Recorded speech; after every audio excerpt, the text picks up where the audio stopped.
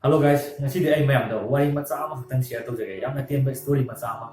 wari si targa mayam wakhalom da ka khangin ba yawa kai ba kana ba khara di phangani aina aina thajai ana mayam wari si loibong tamina si mayam yam ten no wari ni loibong tam ta tamina si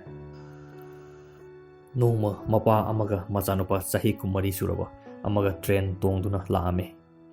makhoigi manakta matei mana amachu pamame khanghodana machanupa duna train gi thongnau du yengaga sumaina laurame baba yengo upanbi singse aikhoigi maningda chumchum chakre yengo sumaina harame matamduda mapadu nofet tawrame adubu manakta phamliba matei manau dudi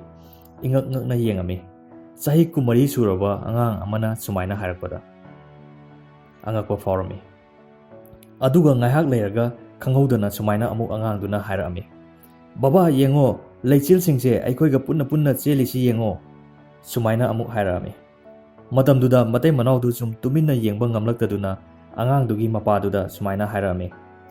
karigino nachanupa se afaba doctor ama tanaraga yengthopiba yadabra haina hairame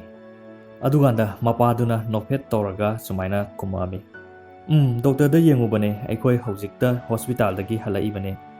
aduga makha taraga sumaina haire aigi ichanupa se pokpodagi mamit tanglaklabane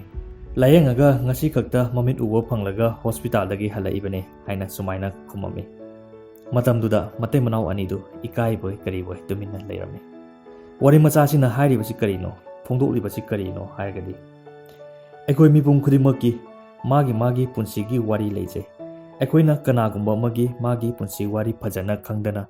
aikoina mi amabu hekta hana just to haibasi aranba oigani haibaduni mayam video asi kanaba video amane khanbiragadi video si like tobiyu aduga channel sibu subscribe tobiba kawbigano mayam bu khurumjari